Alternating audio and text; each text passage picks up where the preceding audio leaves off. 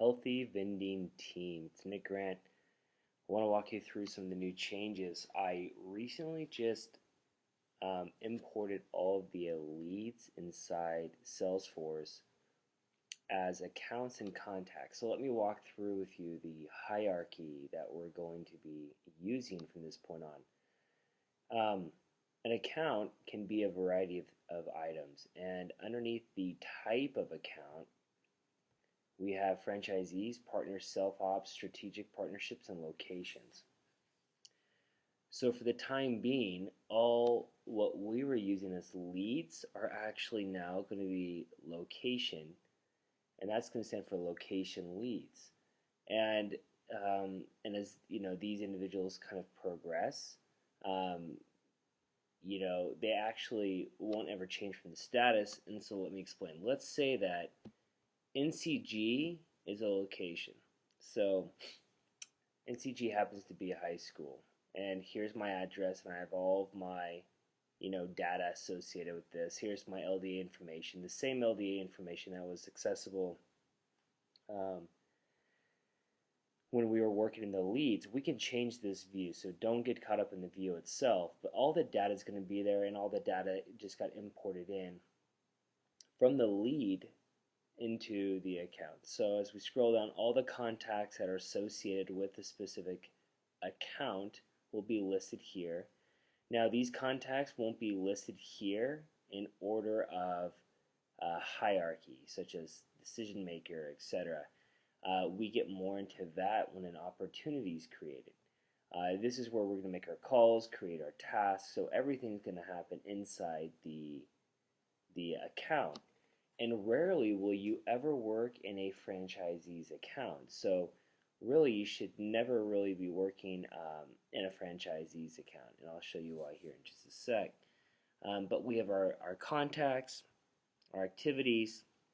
Now, when it comes time that this location becomes available for an opportunity. So now you guys have been working diligently on working to figure out who you should be talking to, and all of a sudden we have our first meeting set. We're going to come down and we're going to create a new opportunity. So before, what we were doing was we were converting the lead into the opportunity and then assigning it to an account. Now what we're going to do is we're actually just going to create an opportunity. But what becomes interesting is, because we're creating an opportunity in an account that already exists, our naming convention changes a little bit, because no longer are we going to call this NCG, because that's the name of the account. So I spoke briefly today with John Pinto, and I'll get with Steve tomorrow, but we're going to have a new naming convention for opportunities, but I envision it being something like this: Grant / in this specific location, it's going to be a media mogul, and then of course it's going to be one machine.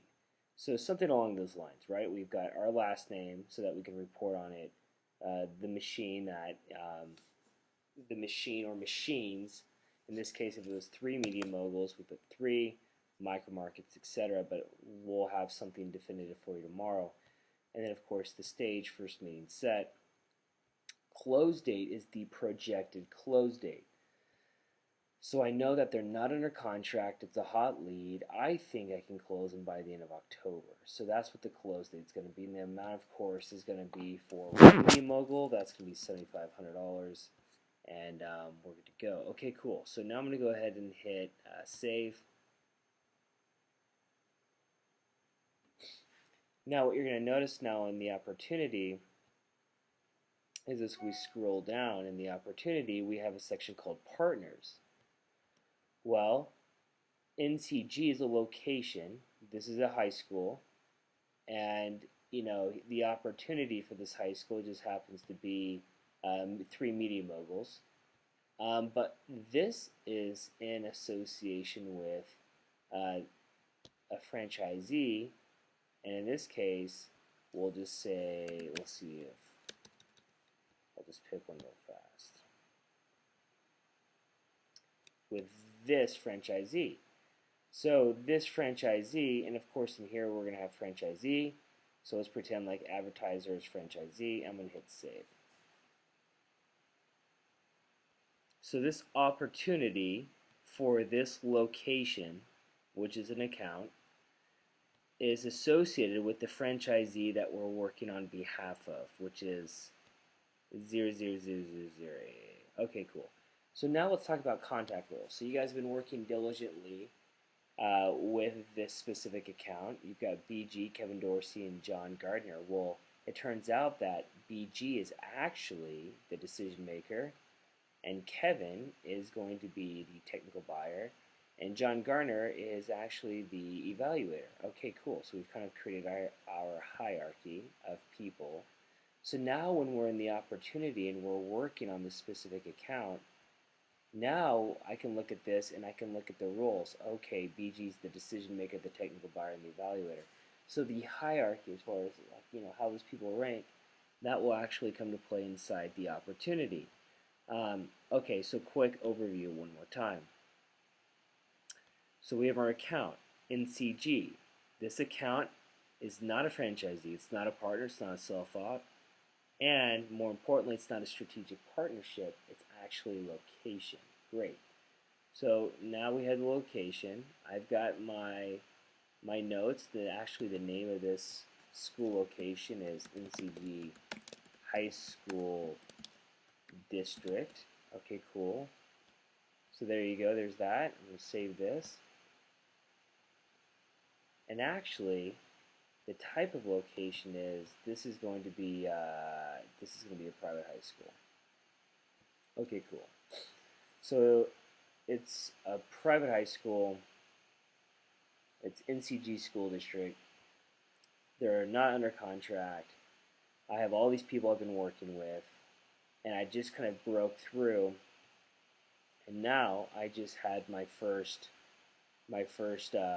opportunity come through. Hit my meeting set, my potential revenue, and my projected close date October 31st. Now when I scroll down here and I look at my partners, well, guess what?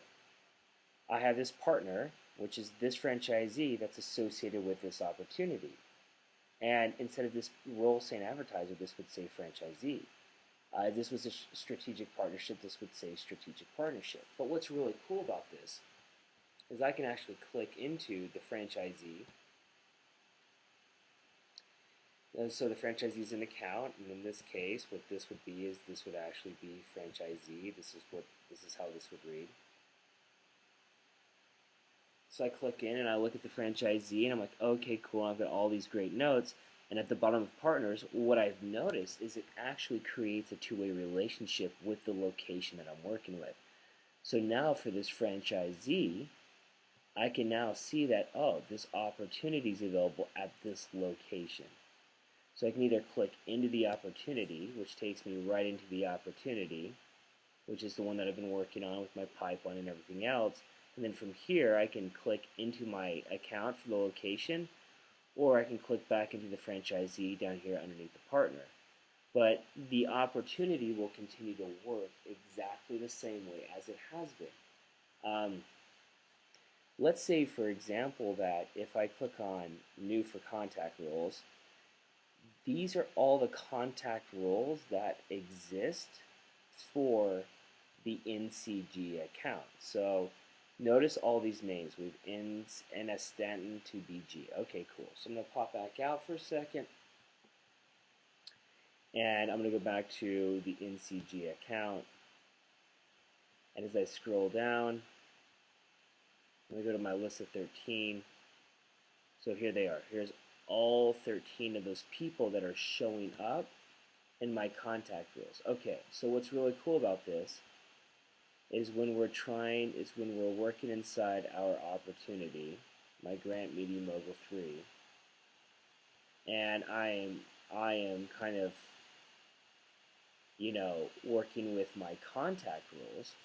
Let's say that the franchisee is actually the decision maker. So, or the franchisee is the person at the end of the day who actually says they're the influencer.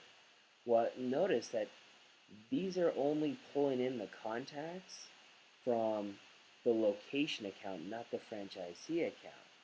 So what I want to do is I want to do a lookup, and I'm going to look for the franchisee. In this case, let's just say it's BGBG. Let's pretend like this person doesn't even exist anywhere else. So now BGBG is actually the influencer. I hit save. So just because the contact doesn't exist doesn't mean you can't choose another contact within Salesforce. And now what I just did was I said, okay, BGBG is the influencer who also happens to be the franchisee that's associated with this franchisee account. So anyway, I hope this structure and hierarchy helps. We just did this migration. We're leaving leads on for the next 10 days through the end of next week so that you can go in and look at the task and everything else that you have associated with leads. Task will not transfer over in this data import that I just did. So you'll need to kind of work out of leads and accounts for the time being. But all of your leads should now be accounts and then contacts. Inside the leads, the way that you're going to look at this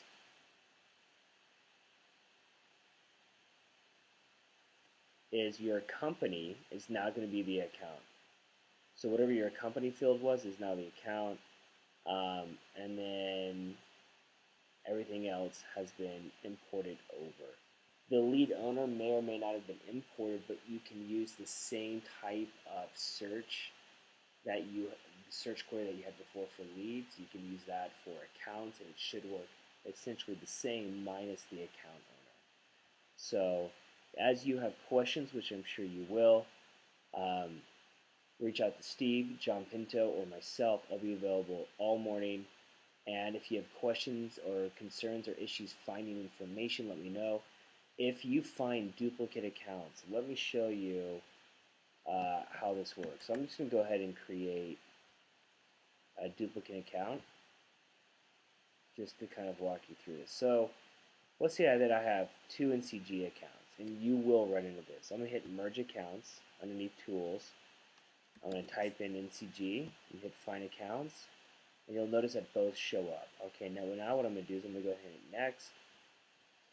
And the way that this works is it kind of shows you side by side what's going on. So either I can do Select All, or as I scroll down, it's like, okay, for the most part, this is pretty consistent. All related records, including notes, attachments, will be associated with the new merged account. So everything that was there before will actually be thrown in. So it's like, okay, cool. For the most part, this is pretty accurate. I am now ready to merge. I hit OK. And now I have one NCG account. And if I were to jump into this one NCG account, notice that all my contacts are still there, all my activities are still there, nothing gets changed. So again, you will have duplicate accounts. We will no longer be converting leads into accounts, so that stops now. If you absolutely have an issue finding what you're looking for, let me know. Again, I'm happy to help you and get you to where you need to be. So hope this helps, and we'll continue to do more training and get you guys up to par. Appreciate it, and reach out as you need to. Thanks.